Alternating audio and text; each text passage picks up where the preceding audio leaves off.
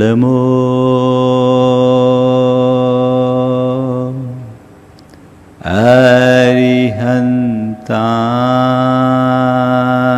अरिहन्ताणं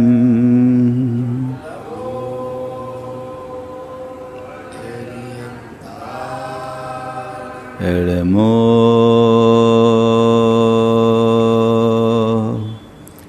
सिद्धाणं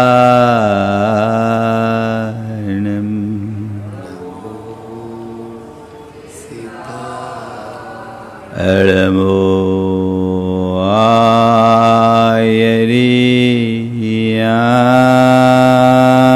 आयर्याणं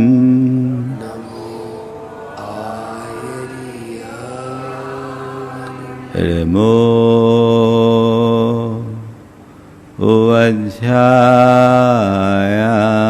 उवध्यायानं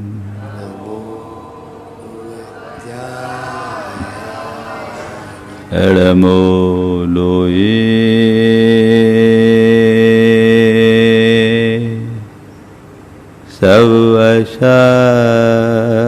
सवशहुनं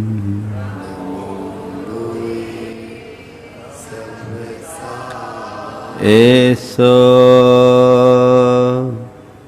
पंचेणमोयारो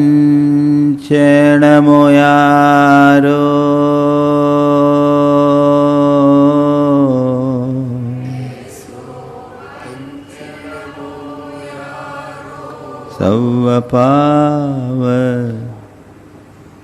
पराशनो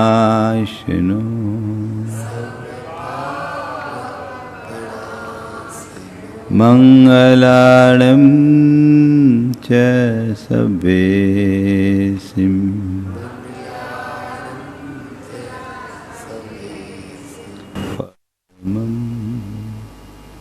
हो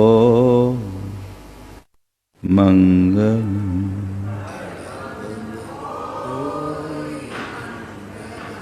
जय बोलो देवादिदेव 1008 श्री भगवान महावीर स्वामी की, अहिंसा परमो धर्म की, परम पूज्य आचार्य गुरुवर श्री विद्यासागर जी महाराज की, परमकारी परम पूज्य मुनि श्री 108 प्रमाण सर जी महाराज की।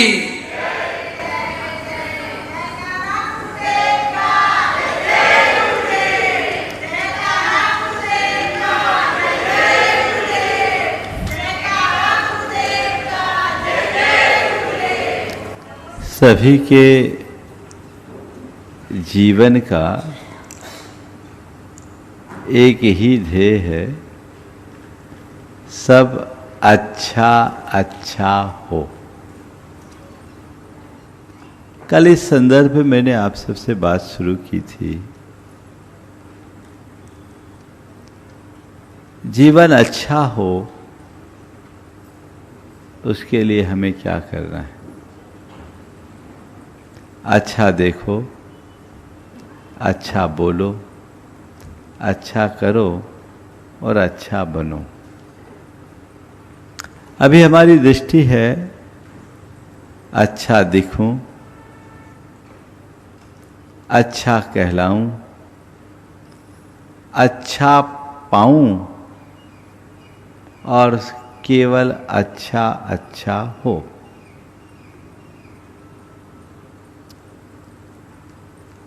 यदि हमने अपने दृष्टिकोण को बदल दिया तो लोक में चाहे कुछ भी घटना क्यों न घटे, हमारा कभी बुरा नहीं होगा। अगर हम अच्छा देखने की क्षमता विकसित करते हैं तो हमें बुराई में भी अच्छाई दिखेगी, हमें दुख में भी सुख दिखेगा, हमें प्रतिकूल भी अनुकूल लगेगा, हमें विपत्ति में भी संपत्ति के दर्शन होंगे। ये किसी के हाथ में नहीं है कि मेरे जीवन में कुछ बुरा ना हो, लेकिन ये हमारे हाथ में जरूर है कि चाहे कितना भी बुरा हो हम उसे बुरा न माने, बुरा को भी अच्छा मान ले। यदि हमारी दृष्टि सही हो जाए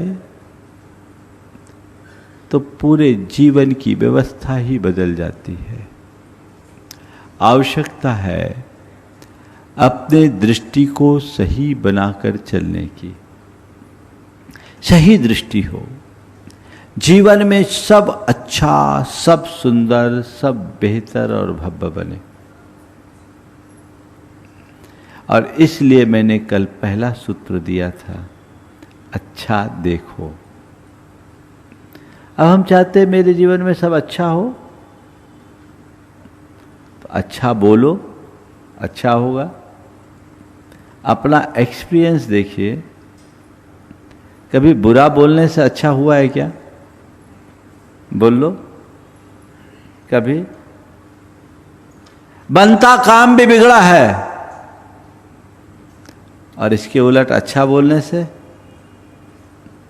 बिगड़ता काम भी सुधरा है ना। तो अगर चाहते हो कि सब अच्छा हो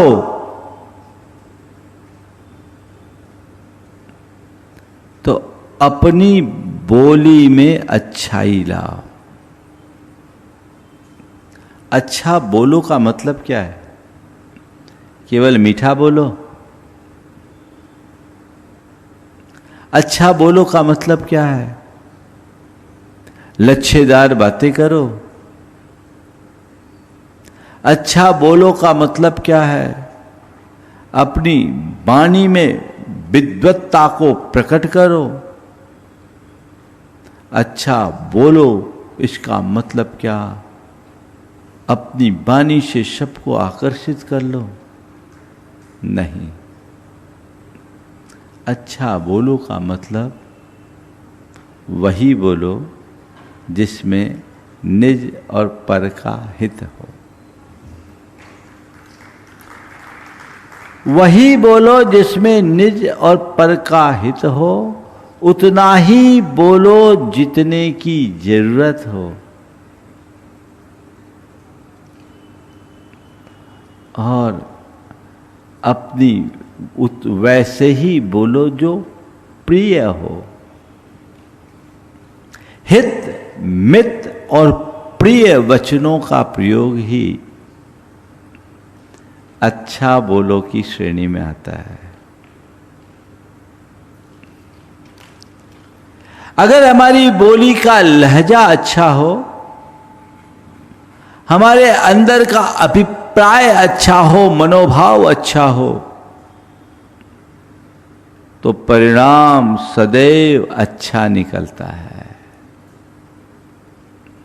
अच्छा हो उसके लिए वाणी पर संयम।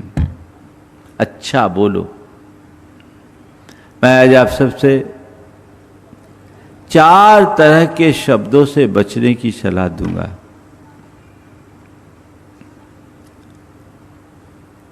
अगर आप अच्छा चाहते हैं ना, आरोप परक वचनों से बचिए।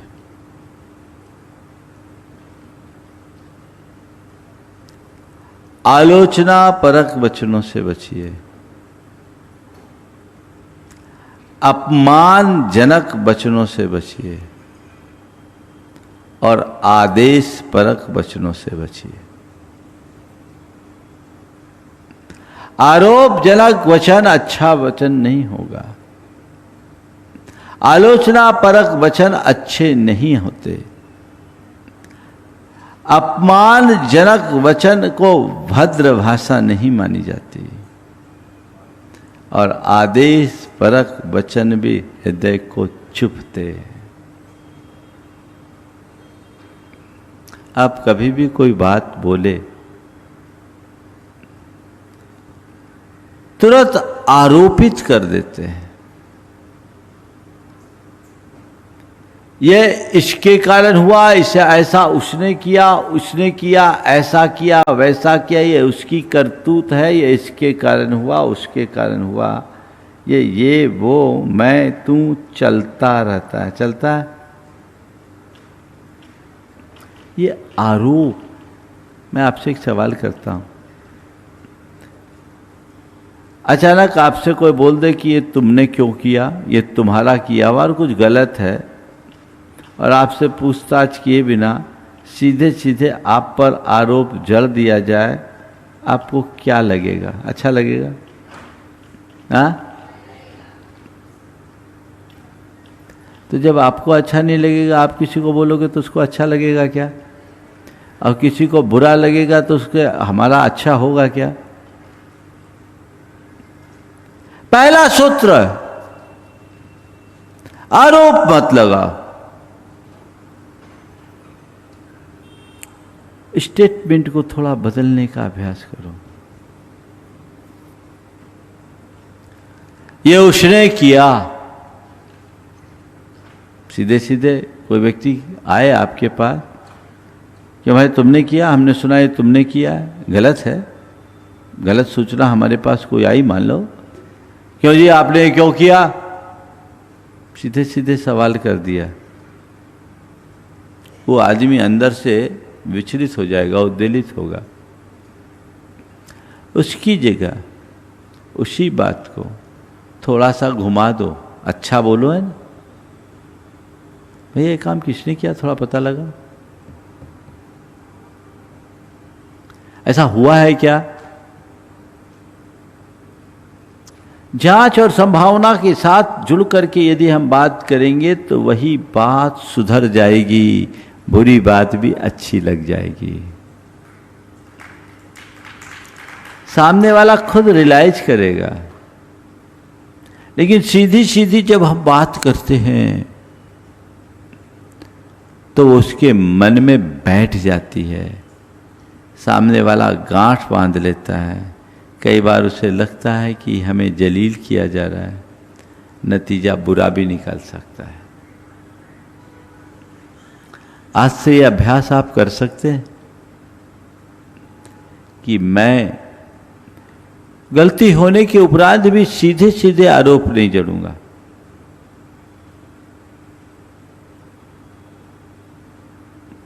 आपके यहां एक व्यवस्था है सरकार में, किसी से कोई गलती होती, कोई आरोपी होता है, तो उस आरोपी को आरोपी घोषित करने से पूर्व शोकाज नोटिस दिया जाता है। दिया जाता है। ये क्या है? ताकि वो बात अपनी स्पष्ट कर सके, उसे एक अवसर हो। मैं ये नहीं कहता कि किसी की गलतियों को आप स्वीकार करो, पर ये जरूर कहता हूं यदि किसी से कोई गलती हो जाए तो उसका सुधार करो। गलत का प्रतिकार गलत तरीके से नहीं, सही तरीके से ही गलत का सही प्रतिकार हो सकता है। वो दृष्टिकोण अपने भीतर विकसित करना चाहिए। आप ऐसा कर पाएंगे? बोलो, आज से प्रैक्टिस में लो, कोशिश किया जा सकता। दूसरा, आलोचना परक शब्दों का प्रयोग। अरे तुमने कुछ नहीं किया, तुमने सब बुरा किया, ये गलत किया, तुमसे तो कुछ बनता ही नहीं है, तुमने ये सब किया, देखो। अगला कोई काम किया, हो सकता है जिसने वो काम किया वो अच्छा नहीं हुआ, होता है, लेकिन सामने वाले ने तो यही मान करके किया कि मैं अच्छे से अच्छा करूं। वो रख रहा आपसे एप्रिसिएशन की अपेक्षा, और आप कर रहे हैं क्रिटिसाइज। बोलो क्या होगा? अच्छा लगेगा? बात सुहाएगी क्या? कतई नहीं सुहाएगी। सामने वाला आपसे प्रशंसा पाने की अपेक्षा रख रहा है और आप आलोचना कर रहे हैं, तो वो बात उसे कभी सुहा ही नहीं सकती। क्या करे? क्या करे? थोड़ा सा संशोधन करो। सीधे सीधे किसी की आलोचना मत करो। उसे उसकी गलती का एहसास तो कराओ, लेकिन ऐसे शब्दों में कि वो उसे चुभे नहीं। कैसे करना है देखो। मान लीजिए आप भोजन करने के लिए बैठे हैं, सब्जी में मिर्ची ज़्यादा है, नमक कम है, आप क्या प्रतिक्रिया करते हो? ईमानदारी से बोलना। क्या करोगे? बोलो। कैसा भोजन बनाया, तुम्हें कुछ आता ही नहीं है, क्या परस दिया है? सीधे चढ़ बैठोगे, है ना। हालांकि एक दिन मैंने ऐसे पूछा था रतलाम में कि मान लो खाना खाने के लिए बैठे हो और सब्जी में मिर्ची ज़्यादा है तो क्या करोगे? तो एक ने कहा चुपचाप खा लूँगा, चुपचाप खा लूँगा। मुझे लगा भाई ये तो बड़ी समतावान है। मैं जैसे ही कहा कि इसकी तो समता की सराहना करनी पड़ेगी, बाजू में उसका दोस्त बैठा था, बोला महाराज इसके अलावा इनकी और कोई खैरियत ही नहीं है। नहीं खाएगा तो वो भी नहीं मिलेगा। तो ये मजबूरी बात अलग है। लेकिन यूजुअली आप क्या करते हैं? जब ऐसी स्थितियां निर्मित होती है तो आप प्रतिक्रिया देते हैं। क्या तुमने बनाया? चाहे पत्नी हो, चाहे बहू हो, चाहे कोई हो, तुमसे कुछ बनता ही नहीं, कह दो कुछ चुभेगा। उसकी जगह इसको बोलते हैं, एक है क्रिटिसाइज और दूसरा है क्रिटिगाइड। क्या है? क्रिटिगाइड। क्रिटिगाइड कैसे करें? पहले दो प्रशंसा के शब्द को, तुम बहुत अच्छा खाना बनाते हो और मुझे बहुत प्रसन्नता है कि तुम हमेशा हमारी रुचि का ख्याल रख करके भोजन बनाते हो, और तुम्हारे खाने के पीछे ही तो मैं यहाँ आता हूँ, लगता कहीं और नहीं जाए। आज भी तुमने खाना तो बहुत अच्छा बनाया, लगता है कि जब तुमने मिर्ची डाली सब्जी में तो तुम्हारा ध्यान इधर उधर हो गया, कहीं गलती से ज़्यादा तो नहीं पड़ गई? बोलो, बात तो वही हुई ना। सब्जी में मिर्च ज़्यादा डाल दी, इसमें आरोप और आलोचना है। तुमसे कुछ बनता नहीं, आलोचना है। और उसकी जगह यदि कोई लगता है तुम्हारा ध्यान इधर उधर तो नहीं चला गया, ऐसा लगता है कहीं ध्यान इधर उधर चल गया, शायद गलती से मिर्ची ज़्यादा डल गई। एक है चार्ज, एक है पॉसिबिलिटी।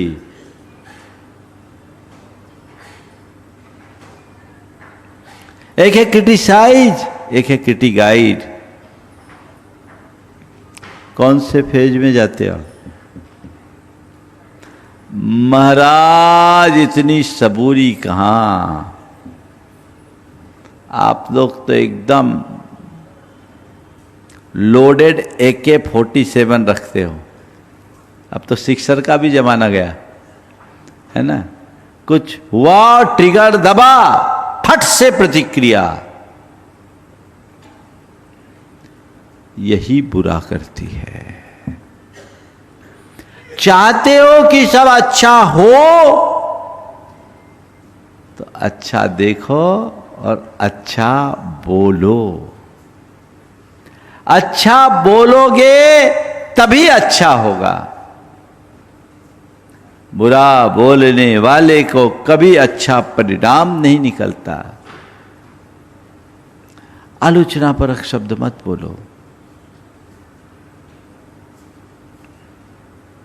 तीसरा है अपमानजनक। किसी का इंसल्ट कतई अच्छी बात नहीं, उसकी जगह रिस्पेक्ट। मैं बहुत सारे लोगों को जानता हूं जिनके शब्दों में बड़ा सम्मान होता है, और ड्राइवर जैसे व्यक्ति को भी ए ड्राइवर, ए रामू, ए कल्लू नहीं बोलते हैं, ड्राइवर जी या ड्राइवर साहब। ये हमारी संस्कृति है।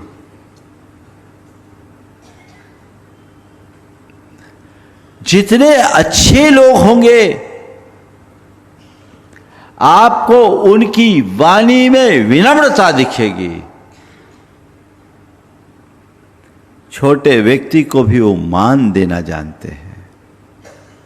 इस बात को सदैव याद रखना, मान देने से ही मान मिलता है, अपमान करने वाला तो खुद अपमानित होता है। चाहते हो कि मुझे मान मिले, मान देने की शुरुआत कर दो।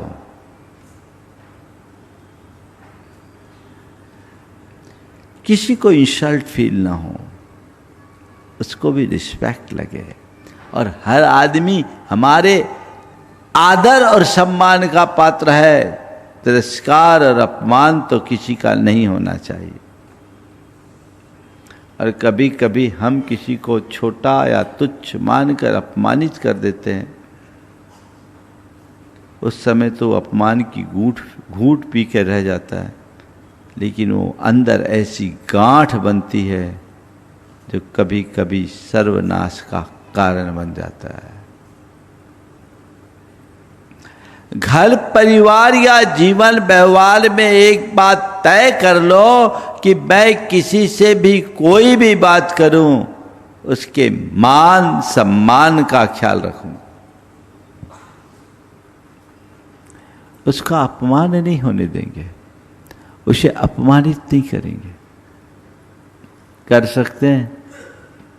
आज से ये भी ख्याल रखें, हमें हर व्यक्ति के रिस्पेक्ट का ख्याल रखना है।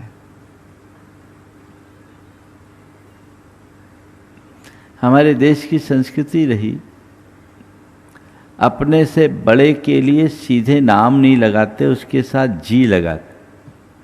कई बार मैं लोग वो सब बोलता हूँ, खासकर राजेश जी से बोलता, राजेश भाई, राजेश जी, महाराज जी मेरे साथ जी क्यों लगाते? अरे जी लगाने में क्या बात हो गई? हम तो प्रभु जी के रूप में ही सबको देखते हैं। ये चीजें सीखने की है। इसमें अच्छा भी लगता है ना, और सामने वाले को अच्छा लगे या न लगे, आपके भीतर की भद्रता प्रकट होती है। और अपने भीतर वैसी भद्रता होगी तो सहज निकलेगी।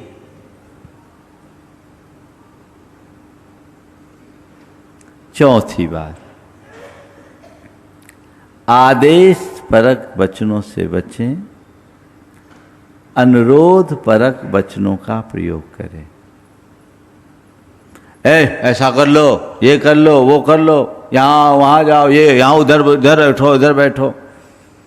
किसी व्यक्ति को आप बार बार आदेश देते तो चुपता है कि नहीं? उसी की जगह भाई साहब यहाँ बैठ सकते हैं आप?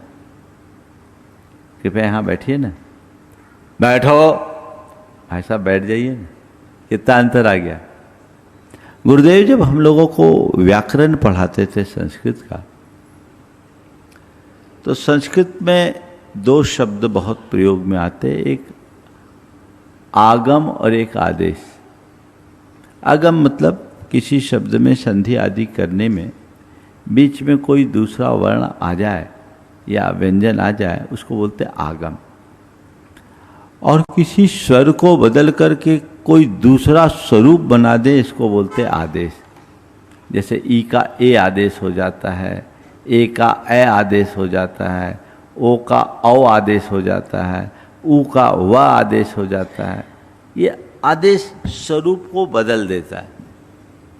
कोई ऐड होना और एक स्वरूप को परिवर्तित कर देना। तो व्याकरण में कहा जाता था मित्रवत आगमः शत्रुवत आदेश। आगम मित्र की तरह है और आदेश शत्रु की तरह है। तो गुरुदेव हम लोगों से हमेशा कहते थे आदेश से बचो, आदेश की बोली मत बोलो। और गुरुदेव की विशेषता थी, इतने महान आचार्य होने के बाद भी उनने हम लोगों को कभी आदेश नहीं दिया, निर्देश दिया। हम लोग भी उसका फॉलो किए, लेकिन करते भी हैं, लेकिन कभी कभी चूक भी सकते हैं। लेकिन गुरुदेव ने अपने जीवन में जिनके आदेश के लिए लोग तरसते हैं, वो कभी आदेश परक वचनों का प्रयोग नहीं करते, बल्कि हम लोग उनके निर्देश को ही आदेश मानते हैं। वो हमेशा कहते थे ऐसा कर लो तो अच्छा है, देख लो अगर ऐसा कर सको तो। जब व्यक्ति के अंदर ऐसी विनम्रता होती है तो उस व्यक्ति के प्रति सहज झुकाव और श्रद्धा प्रकट होता है।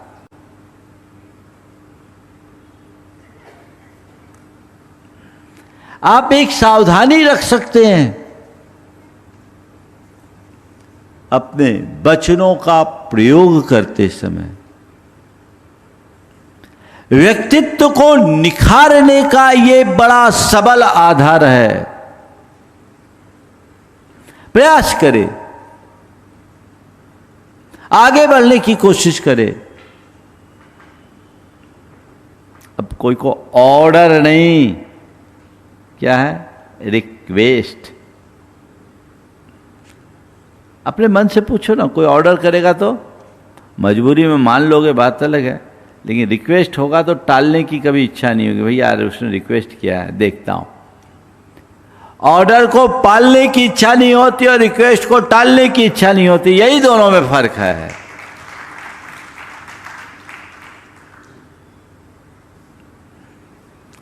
बस इसी को हमने आत्मसात कर लिया तो जीवन में बड़ा व्यापक बदलाव घटित हो सकता है। हम अपने जीवन में ऐसा ही कुछ घटित करें। परिवर्तन चाहिए, अच्छा हो। अगर आप चाहते हो जीवन में सब अच्छा अच्छा हो तो बस अच्छा देखें, अच्छा बोलें, अच्छा करें और अच्छा बने। तो अच्छा बनेंगे तो सब अपने आप अच्छा हो जाएगा। आज समय आप सबका हो रहा है। बंधुओं, कल के दिन के लिए सोनागिर के लोगों, कॉलोनी के लोगों का, सोनागिर बस्ती नहीं, सोनागिर कॉलोनी के लोगों का बड़ा प्रबल आग्रह था। तो कल उनका एक छोटा सा कार्यक्रम है। कल प्रातः काल का प्रवचन सोनागिर में होगा और शाम का शंका समाधान यहीं होगा। हम लोग सुबह सुबह जाएंगे पिपलानी के दर्शन करते हुए और सोनागिर के वहाँ चरिया के उपरांत वापस दोपहर में यहाँ हम लोग आ जाएंगे, जल्दी आएंगे और शंका समाधान यहीं पर संपन्न होगा। और बंधुओं, आगामी 7, 8 और 9 तारीख के कार्यक्रमों की जानकारी आप सबको है। 7 तारीख को यहाँ के इतिहास में एक नई इबारत लिखी जानी है। जिस उद्देश्य से इस संस्था का गठन हुआ उसकी शुरुआत वहाँ होगी। एक ऐसे गुरुकुल की शुरुआत जिससे इसकी एक नई पहचान होगी। आप सब उसमें उपस्थित होंगे। और 7 तारीख को ही डॉक्टर दीपक जैन का एक विशेष वर्कशॉप जो हमारे जीवन को समुन्नत बनाने का कार्यक्रम है, आप सब लोग इसकी सूचना अपने मित्रों परिचितों को दें। शाम को 6 बजे से 8 बजे तक का वो सत्र रहेगा। शंका समाधान के बाद 1 घंटे का उनका विशेष सत्र रहेगा। उस कार्यक्रम को आप लोग देखें। यहाँ रहने वाले प्रत्यक्ष उपस्थित हों, अपने बच्चों को साथ लेकर के आएँ और बाकी ऑनलाइन तो देखेंगे ही। 8 तारीख को गुणायतन का अंतर्राष्ट्रीय अधिवेशन, जिसमें गुणायतन से संबद्ध लोग उपस्थित होंगे, और 9 तारीख को पिछी परिवर्तन का कार्यक्रम है।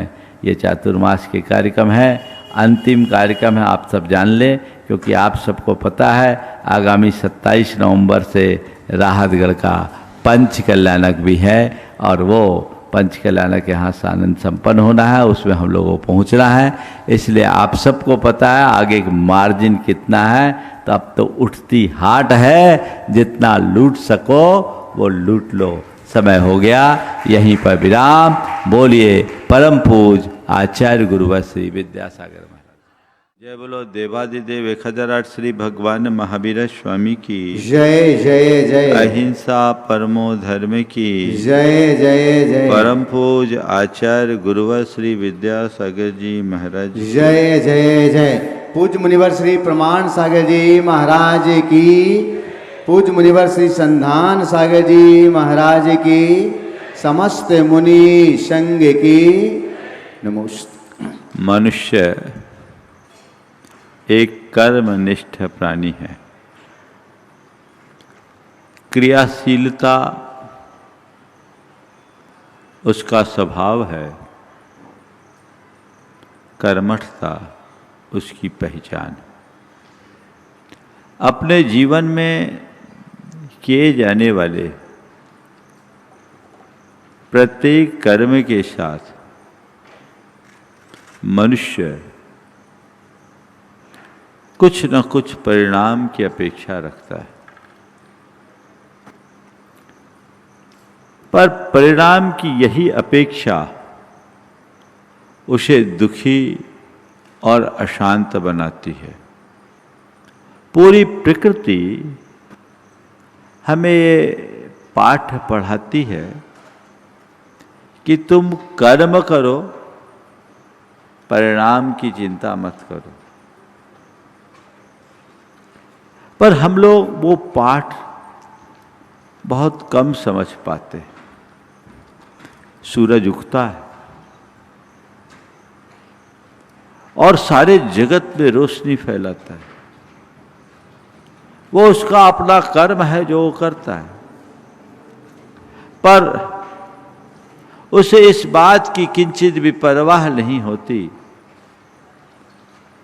कि कौन मेरा अभिनंदन कर रहा है, कौन मेरा उपयोग कर रहा है, या कौन मेरी उपेक्षा कर रहा है। अभिनंदन, उपयोग और उपेक्षा मुझे उसकी परवाह नहीं। मेरा तो केवल एक ही ध्येय और लक्ष्य है, जगत को आलोकित करना। इसी बात को श्री कृष्ण ने गीता में कहा, कर्मण्येव अधिकारस्ते मां फलेषु कदाचन। कर्म पर ही तेरा अधिकार है, फलों पर नहीं।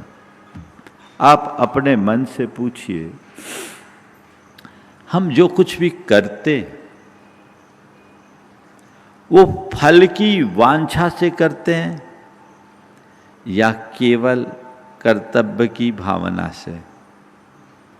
चाहे पारिवारिक काम हो, चाहे व्यावसायिक जगत हो, चाहे नौकरी पेशा से संबद्ध हो, चाहे धार्मिक आराधना हो या साधना का क्षेत्र, किसी भी क्षेत्र में हम जो कुछ कर रहे हैं उसके पीछे मेरी भावना क्या है? मैं इसे परिणाम को सामने रखकर चल रहा हूं या कर्तव्य की भावना से प्रेरित होकर अपना काम कर रहा हूं? माँ बाप का एक कर्तव्य है कि संतान को जन्म दे, जीवन दे, संस्कार दे, अच्छे से लालन पालन करके उन्हें अपने पैरों पर खड़े करे। ये कर्तव्य है। इस कर्तव्य में कोई हानि नहीं है, किसी प्रकार की परेशानी नहीं है। जब तक ऐसे कर्तव्य की भावना है तब तक मन में किसी भी प्रकार की हलचल नहीं होती, सहज स्फुरना होती है, सहज प्रेरणा होती है और सारे कार्य बहुत सहजता से संपादित होते रहते हैं। लेकिन जब हम परिणाम को सामने रख करके चलना शुरू करते हैं तो बहुत सी उथल पुथल शुरू हो जाती है, बेचैनी, व्यग्रता और उद्वेग उत्पन्न होने लगता है। हम बच्चे को इसलिए आगे बढ़ा रहे हैं, पढ़ा लिखा रहे हैं कि कल ये मेरे काम में आए। क्या हो गया? यहां आते ही मोहाशक्ति हो जाती है, यानी हमने तुम्हें कुछ दिया है लेने के लिए, यहां परिणाम की प्रमुखता हो गई, और मैंने तुम्हें दिया केवल देने के लिए, यहां कर्तव्य की भावना हो गई।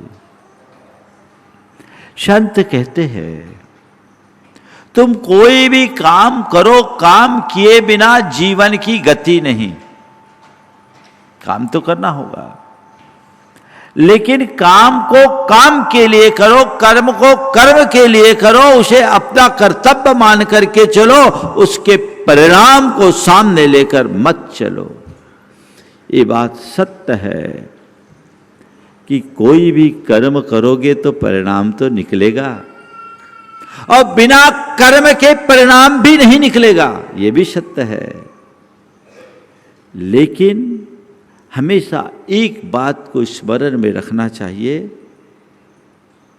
कि मेरे हाथ में कर्म यानी प्रयास है, परिणाम नहीं। अपने हाथ में जो है, यदि उसमें अपनी शक्ति लगाओगे तो हमेशा प्रसन्न बने रहोगे, और परिणामों की चिंता में उलझोगे तो दुखी हो जाओगे। एक किसान खेत में बीज बोता है, निश्चिंत हो जाता है, खेत को जोतना, बखरना, तैयार करना, बीज बोना उसके हाथ में है, जो उसका कर्म है। पर समय पर पानी बरसाना, प्रकृति को अपने अनुकूल बनाए रखना, ये उसके हाथ में नहीं है क्या? नहीं है। तो किसान खेत में बीज बोता है, फसल उगती है, बीज बोने के बाद वो निश्चिंत हो जाता है, और जो फसल आई उसे अपना भाग्य मान करके स्वीकार लेता है। ऐसी स्थिति में उसकी कृषि भी उसके लिए एक तपस्या बन जाती है। इसे ही कहा जाता है निष्काम कर्म योग। निष्काम कर्म योग अर्थात ऐसा योग जिसमें मनुष्य कर्म तो करे पर फल की अपेक्षा से मुक्त होकर के जिए, कर्तव्य की भावना से भर करके चले। मैं यहां आपको प्रवचन दे रहा हूं, ठीक है, ये मेरा एक कर्म है, इसका परिणाम भी है जो आप लोगों के जीवन में घटता है, पर मेरे मन में कोई अपेक्षा नहीं। मैं इस भाव से तो जरूर अपना कर्म करता हूं कि आप लोगों तक अपनी बात को अच्छे से अच्छे तरीके से पहुंचाऊं, ताकि ये बातें आपके जेहन में उतरे और आप अपने जीवन को सुधार सको, संवार सको। ये भावना मेरे हृदय में उत्साह को संचारित करती है, और इसी उत्साह और प्रेरणा से मेरे शब्द मुखरित होते हैं। यदि मन में ऐसी भावना ना हो, उत्साह ना हो, प्रेरणा ना हो, तो मेरे शब्द भी प्रकट नहीं होंगे, न मैं बोल पाऊंगा। लेकिन मेरे लिए जो कुछ भी बोलना है वो मेरा सहज एक व्याख्यान है जो मैं एक कर्तव्य के रूप में कर रहा हूं। मेरे मन में ये अपेक्षा नहीं है कि जैसा मैं बोलूं उसका वैसा प्रभाव पड़े ही पड़े, इसमें कोई हानि नहीं, लेकिन ऐसा ही पड़े ये मुझे दुखी बनाएंगे, ये मुझे चिंता में डालेंगे, ये मुझे परेशान करेंगे, ये मेरी चेतना को अशांत बनाएंगे। मेरे हाथ में जो है वो मैं कर सकता हूं, मैं बेहतर से बेहतर तरीके से अपनी बात रखूं, मैं अच्छे से अच्छे विचार प्रस्तुत करूं, मैं अपनी ओर से आपकी भावनाओं को उद्वेलित करने का पूर्ण प्रयत्न करूं।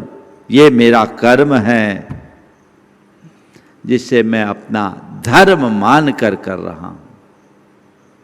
लेकिन अगर मैं उसके परिणाम को लेकर के चिंतित होने लगूं, अरे इतनी मेहनत करता हूं पर रिजल्ट नहीं आ रहा है,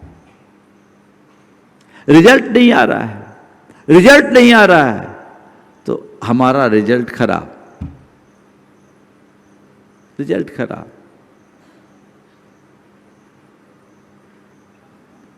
एक छात्र एग्जाम के बाद भगवान से प्रार्थना करने लगा, हे भगवान मुझे पास कर दो, मुझे पास कर दो, मुझे पास कर दो।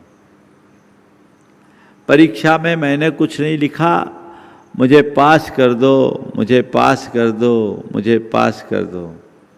भगवान ने कहा पढ़ाई करना और परीक्षा देना तेरा कर्म है, तो पास फेल भी तेरे हाथ में, मेरे हाथ में नहीं है।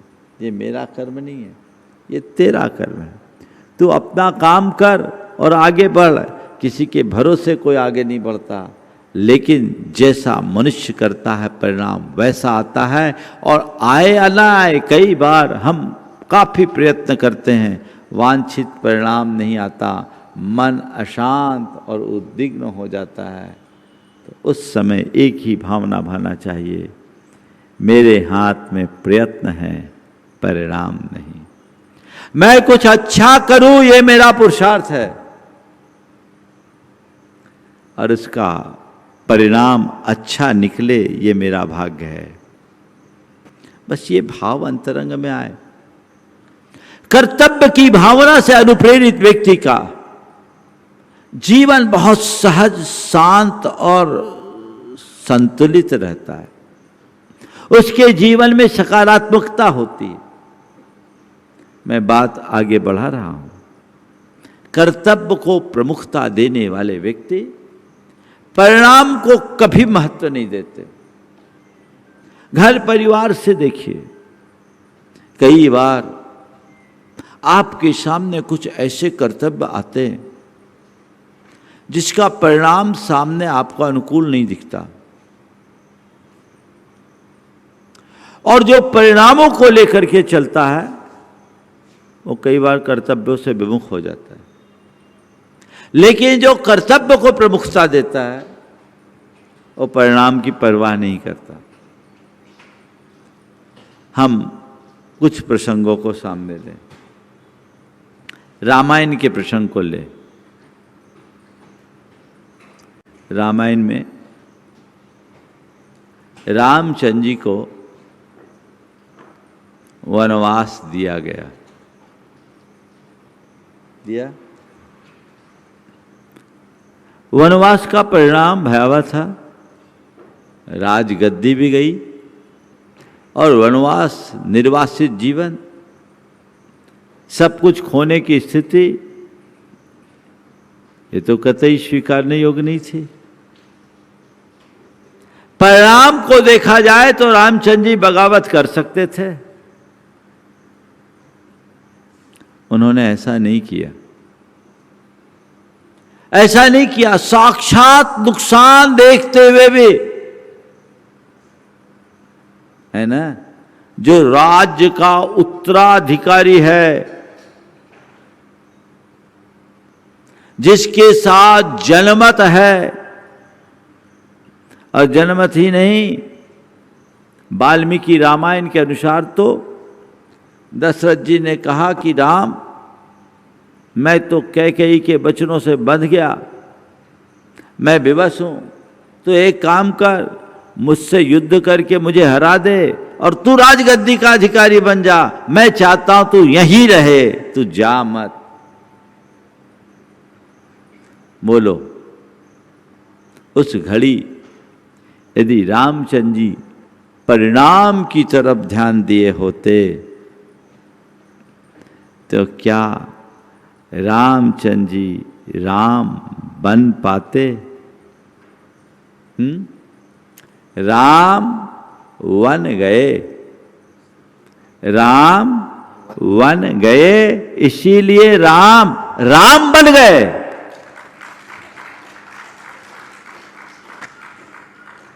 उन्होंने उस घड़ी कर्तव्य का अनुपालन किया। उनका कर्तव्य क्या था? पिता के प्रण की रक्षा पुत्र का कर्तव्य है, परिणाम जो हो, मेरे पिता का प्रण, मेरी पिता की प्रतिष्ठा कतई खंडित नहीं होनी चाहिए। रघुकुल रीत सदा चली आई, प्राण जाए पर वचन न जाई। ये कर्तव्य की भावना परिणामों को अनदेखा करके उन्हें आगे बढ़ाया। और संत कहते हैं जो कर्तव्य का पालन करता है वो अमर बन जाता है, और जो परिणामों की चिंता करता है वो परेशान होता है। कर्म की कसौटी कर्तव्य है, परिणाम नहीं। कर्तव्य और परिणाम का एक ऐतिहासिक उदाहरण हमारे सामने आ रहा है। आप लोगों ने भी सुना होगा पन्ना धाय की कहानी।